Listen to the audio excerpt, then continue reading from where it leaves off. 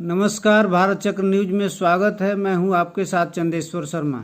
भाजपा के चुनावी घोषणा पत्र में मोदी की एक गारंटी कहती है कि हमारी सरकारी भर्ती परीक्षाओं में अनियमितता को रोकने के लिए सख्त कानून बनाया है। अब हम इस कानून को सख्ती से लागू करके युवाओं के भविष्य के साथ खिलवाड़ करने वालों की कड़ी सजा देंगे। इससे ठीक पहले फरवरी 2024 में केंद्र सरकार ने सार्वजनिक परीक्षा अनुचित साधनों की रोकथाम विधेयक 2024 पास किया था। यह कानून युवाओं के साथ देश भर में हो रहे फरेब का आईना है, लेकिन पेपर लीक के कारण परीक्षा ही निरस्त नहीं होती, बेशुमार उम्मीदवारों की उम्मीदें भी टूट जाती हैं। मीडिया की हालिया रिपोर्ट कहती है कि पिछले 5 वर्षों में पेपर लीक के कारण 15 राज्यों में 41 भर्ती परीक्षाएं रद्द हुईं, जिससे 1.4 करोड़ आवेदकों को गहरा झटका लगा। उत्तर प्रदेश और बिहार जैसे हिंदी भाषी राज्यों में यह घटनाएं जन स्मृति का हिस्सा बनी हुई हैं, लेकिन भाजपा के मॉडल राज्य गुजरात में स्थिति उतनी ही बदतर है।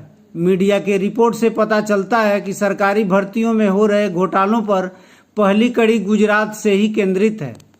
भाजपा शासित गुजरात ने फरवरी 2023 में सरकारी भर्ती परीक्षाओं के पेपर लीक के लिए एक विधेयक पारित किया था। यह कानून पेपर लीक के संगठित अपराध के लिए अधिकतम 10 साल की कैद और कम से कम 1 करोड़ रुपए जुर्माने का प्रावधान करता है। सदन में विधेयक पेश करते हुए गृह राज्य मंत्री हर्ष सांघवी ने स्वीकार किया था कि राज्य में पिछली 11 वर्षों में पेपर लीक के 11 प्रकरण हुए। इसके परिणाम स्वरूप 201 आरोपियों के खिलाफ 11 मामले दर्ज हुए और 10 मामलों में आरोप पत्र दाखिल किया गया।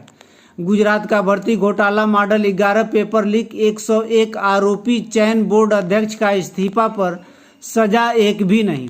कांग्रेस गुजरात के मुताबिक यह भर्ती घोटाले सरकार संरक्षण के बगैर संभव नहीं है। भाजपा के प्रमुख नेता और नरेंद्र मोदी के करीबी असित बोरा को एक चर्चित घोटाले के बाद चयन बोर्ड के अध्यक्ष पद से इस्तीफा देना पड़ा था। इसी तरह जो प्रिंटिंग प्रेस पेपर लीक के मामले पर सुर्खियों में थी, उसने कभी मोदी की किताब का मुद्रण किया था। सांघवी ने यह नहीं बताया कि गुजरात में पेपर लीक की जड़ें बहुत गहरी हैं और भाजपा शासन से जुड़ी हैं। ये कड़ियाँ 2 प्रमुख जगहों पर आकर मिलती हैं। गुजरात अधीनस्थ सेवा चयन बोर्ड वह संस्था जो तमाम सरकारी भर्तियों के इम्तहान करवाती हैं, और अहमदाबाद की सूर्या ऑफसेट प्रिंटिंग प्रेस, जहां से कई पेपर लीक होने का आरोप है। 2021 का हेड क्लर्क पेपर लीक प्रकरण पिछले दशक में गुजरात का सबसे कुख्यात भर्ती घोटाला है।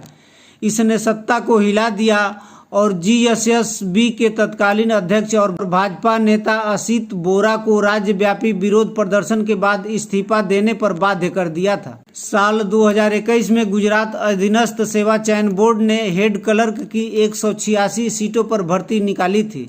12 दिसंबर 2021 को राज्य के लगभग 700 केंद्रों पर परीक्षा आयोजित की गई, जिसमें 88,000 उम्मीदवारों ने भाग लिया था। जब पता चला कि परीक्षा से पहले ही प्रश्न पत्र 10 से 15 लाख रुपए में लीक कर दिए गए थे, परीक्षा रद्द कर दी गई। पुलिस के मुताबिक यह पेपर अहमदाबाद की सूर्या ऑफसेट प्रिंटिंग प्रेस से लीक हुआ था, जिसके साथ जीएसएसबी ने प्रश्न पत्र प्रकाशित करने के लिए अनुबंध किया था। इस मामले में गुजरात पुलिस ने 30 से ज़्यादा लोगों को गिरफ्तार किया था और मार्च 2022 को 14,000 पन्नों की चार्जशीट दाखिल की थी। पुलिस ने प्रिंटिंग प्रेस के सुपरवाइजर किशोर आचार्य को मुख्य आरोपी बनाया था, जिसने पुलिस के मुताबिक पेपर लीक को अंजाम दिया था। इस मामले में प्रिंटिंग प्रेस के मालिक मुद्रेश पुरोहित से भी पूछताछ हुई थी, लेकिन उन्हें दिसंबर 2021 में अग्रिम जमानत मिल गई थी। इस लीक के खिलाफ शुरू हुए राज्यव्यापी आंदोलन के दौरान अभ्यर्थी पूछ रहे थे कि सूर्या प्रिंटिंग प्रेस की किले जैसी इमारत से परीक्षा पत्र कैसे बाहर आ सकते हैं। पेपर लीक के मामले में सूर्या प्रेस का नाम पहले भी जुड़ चुका है। गुजरात विश्वविद्यालय द्वारा सूर्या प्रेस को ब्लैकलिस्ट करने की खबरें आई थी। टाइम्स ऑफ इंडिया से बातचीत में विश्वविद्यालय के पूर्व कुलपति ने कहा था, 2004-05 में पेपर लीक घोटाला सामने आने के बाद गुजरात विश्वविद्यालय द्वारा प्रिंटिंग प्रेस को ब्लैकलिस्ट कर दिया गया है। जांच करने वाली टीम ने उस समय कथित लीक में प्रिंटिंग प्रेस की भूमिका की ओर इशारा किया था। प्रिंटिंग प्रेस के प्रमोटरों में से एक को परीक्षा पेपर घोटाले में कथित संलिप्तता के लिए जेल भी हुई थी। गुजरात विश्वविद्यालय के अलावा सौराष्ट्र विश्वविद्यालय में दिसंबर 2021 के पेपर लीक प्रकरण में भी सूर्या अपसेट का नाम जुड़ा था। शिक्षा विभाग के सूत्रों का कहना है कि यह प्रेस 5 विश्वविद्यालयों के पेपर मुद्रित करती थी। गौरतलब है कि नरेंद्र मोदी द्वारा 1978 में आपातकाल पर गुजरात में लिखी किताब संघर्ष मां गुजरात इमेज पब्लिकेशन ने प्रकाशित की थी और किताब का मुद्रण सूर्या अपसेट ने किया था।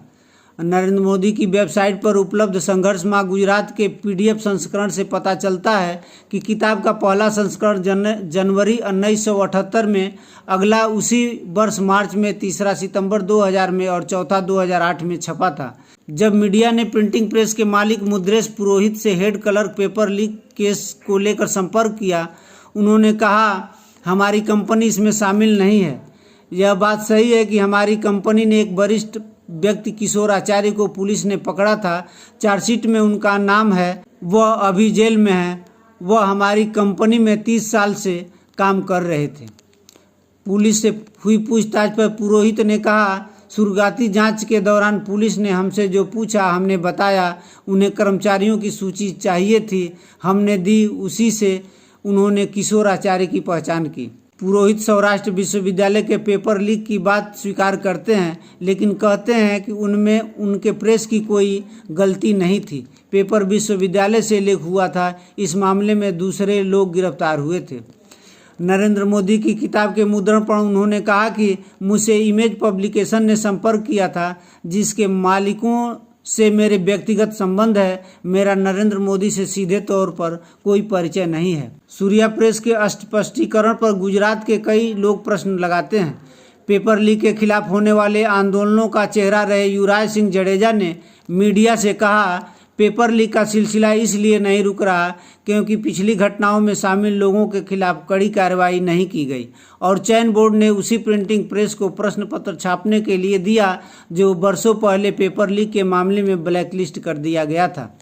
बतौर मुख्यमंत्री नरेंद्र मोदी ने मणिनगर की कांकरिया झील को विकसित करने का काम तत्कालीन मेयर असित बोरा को सौंपा था। यह झील मोदी के गुजराती मॉडल के शुरुआती कामों में से एक थी। कांकरिया झील की तस्वीर आज भी बोरा के फेसबुक प्रोफाइल पर नजर आती है। साल 2012 में आखिरी बार विधायक चुने जाने के बाद मोदी ने जब मणिनगर की जनता को धन्यवाद ज्ञापित किया तो मंच पर असित बोरा मौजूद थे। मोदी ने उन्हें असित भाई संबोधित करते हुए धन्यवाद दिया था।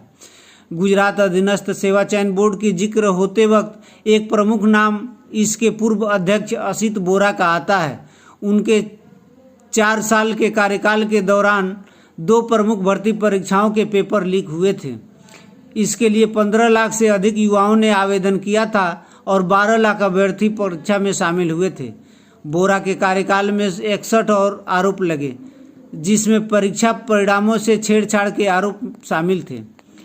इसके बावजूद उन्हें दूसरा कार्यकाल भी दिया गया, जो हेड कलर पेपर लीक मामले पर फरवरी 2022 में उनके इस्तीफे से समाप्त हुआ। आइए जानते हैं असित बोरा कौन थे।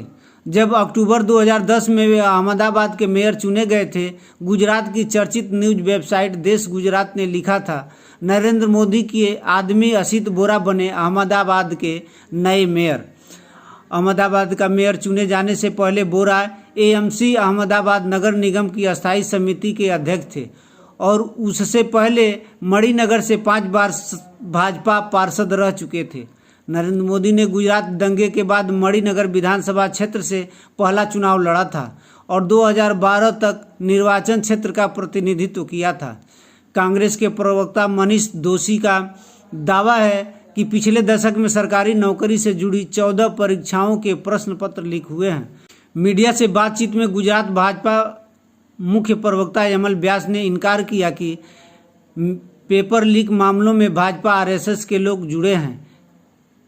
यह पूछे जाने पर कि भाजपा का सूर्या अपसेट प्रिंटिंग प्रेस के मालिक मुद्रेश पुरोहित से क्या संबंध है, उन्होंने कहा, मैं ऐसे किसी व्यक्ति को नहीं जानता हूं।